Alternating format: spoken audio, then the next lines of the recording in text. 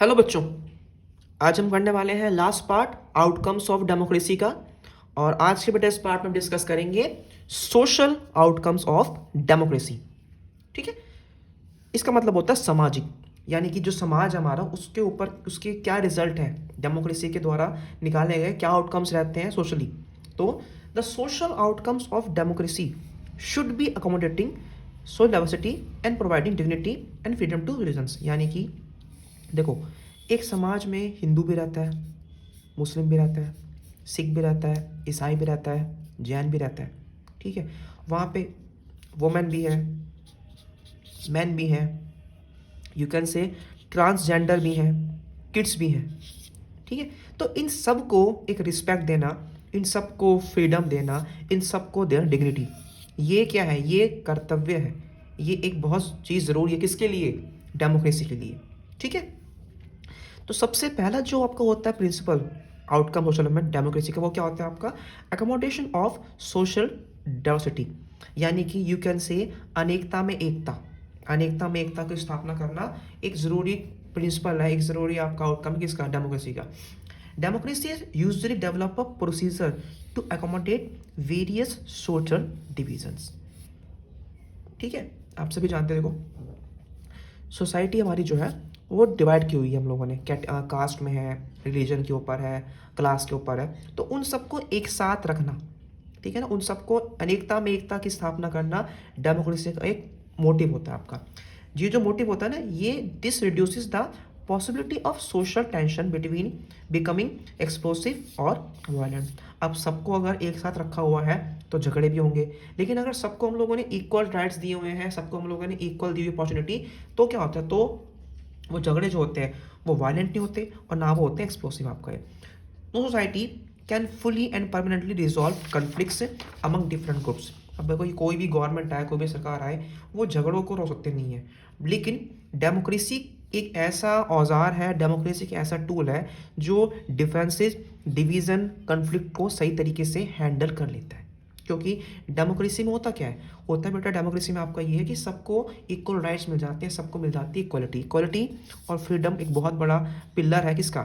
Democracy का। A democracy must fulfill the following condition in order to achieve its goal. Democracy को बहुत सी बातें करनी होती हैं। वो बातें क्या? वो बातें ये हैं, पहली, it necessary to understand the democracy is not simply ruled by majority opinion. ऐसा बिल्कुल भी नहीं होता है कि डेमोक्रेसी में मेजॉरिटी की चलती है। Democracy is all about welfare of all people, चाहे वो माइनॉरिटी में हो चाहे वो मेजॉरिटी में हो। ठीक है ना। ऐसा नहीं है कि जो मेजॉरिटी ने बोल दिया वही होगा। ठीक है ना। मेजॉरिटी को, the majority always need to support the interest of the minority.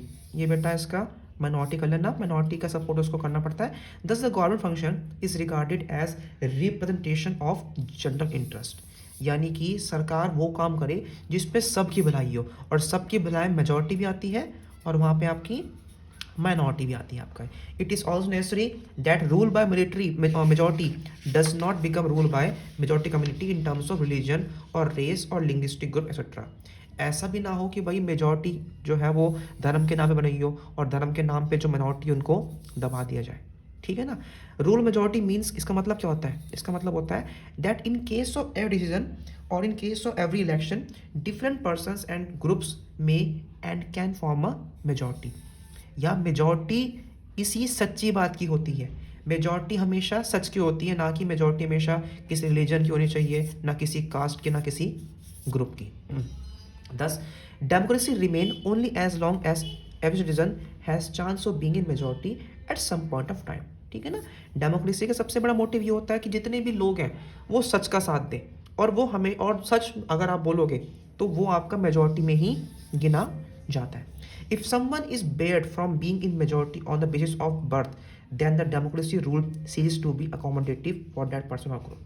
ठीक है। यहाँ पे आपको सिंपली बोला जा रहा है कि अगर किसी की बर्थ के अकॉर्डिंग या धर्म के अकॉर्डिंग आपको रोका जा रहा है, आपको मेजॉरिटी में नहीं जाने दिया जा रहा, तो वो एक तरीके से सही सी मेजॉरिटी रूल आपका डेमोक्रेसी का नहीं होता है। यहाँ पे सिंपली बोला जा रहा है आपका कि डेमोक्रेसी मतलब rule of truth, rule of majority, लेकिन मेजॉरिटी धर्म के नाम पे ना हो, मेजॉरिटी किसी ग्रुप के नाम पे ना हो, मेजॉरिटी किसके नाम? मेजॉरिटी आपका सच के नाम पे। नेक्स्ट पॉइंट पे आ जाओ। Dignity and freedom of citizens, यानी कि सोशल आउटकम का सबसे बड़ा मेन इंपॉर्टेंट क्या होता है कि जनता की रिस्पेक्ट करना, जनता की डिग्निटी की बात करना, यानी कि democracy stands much superior to any other form of government for promoting. Democracy हमेशा डिग्निटी और फ्रीडम की बात करती है, किसके? इंडिविजुअल की डिग्निटी फ्रीडम की बात करती है। Every individual wants to receive respect from fellow beings, ठीक है ना, हर किसी को अपनी रिस्पेक्ट चाहिए अपने आसपास के लोगों से।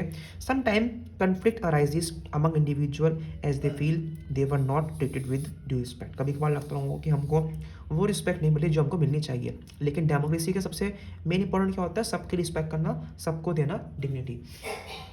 The passion for respect and freedom are the basis of democracy. Democracies throughout the world have recognised and achieved this respect and freedom. पूरे वर्ल्ड में इस कंसेप्ट की बात होती है। It is not a simple matter to recognise that all individuals are equal. सबको एक देखना एक बहुत बड़ी बात होती है, और डेमोक्रेसी इस चीज़ को बहुत सही से प्ले करवाती है। नेक्स्ट पॉइंट पे, महिलाओं की फ्रीडम और डिग्निटी। आप सभी जानते नहीं, शायद यूरोप में महिलाओं को वोट करने का अधिकार नहीं था पहले, लेकिन भारत में अधिकार ही दिया गया था आपको ये, ठीक है। So the long struggles by women have created some sensitivity today that respect and equal treatment of women are necessary for democratic societies.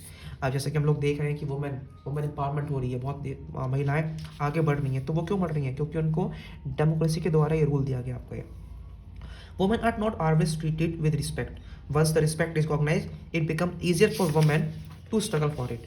In a non-democratic setup, the principle of individual freedom and dignity sometimes have no legal force. Non legal वहाँ पे नहीं होता, लेकिन हमारी country में ऐसा हो रहा है आपका ये।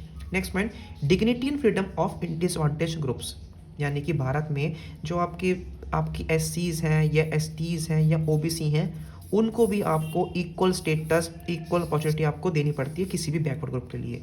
देयर आर स्टिल केसेस, आज के भारत में भी या बहुत जगहों पे भी ऐसी कास्ट बेस्ड इनइक्वालिटीज़ हैं और मतलब उन पर अत्याचार होते हैं। लेकिन डेमोक्रेसी में ऐसा बहुत कम होता होगा जहाँ पे किसी कास्ट के बेस पर किसी के ऊपर अत्याचार आपके हो रहे हैं। सो बच्चों, यहाँ पे हमारा ये चैप्टर खत्म होता है। आई होप आप चैप्टर समझ में आ गए हो। हमने पढ़े हैं पॉलिटिकल, हमने पढ़े इकोनॉमिक, हमने पढ़े हैं आपका सोशल आउटकम्स ऑफ डेमोक्रेसी। इस चैप्टर से 4 मार्क्स में क्वेश्चन आपका जरूर बनेगा, तो आपको तरीके से इसको पढ़ना है, लाइन टू लाइन आपको इसको लर्न भी करना पड़ेगा। Thank you so much.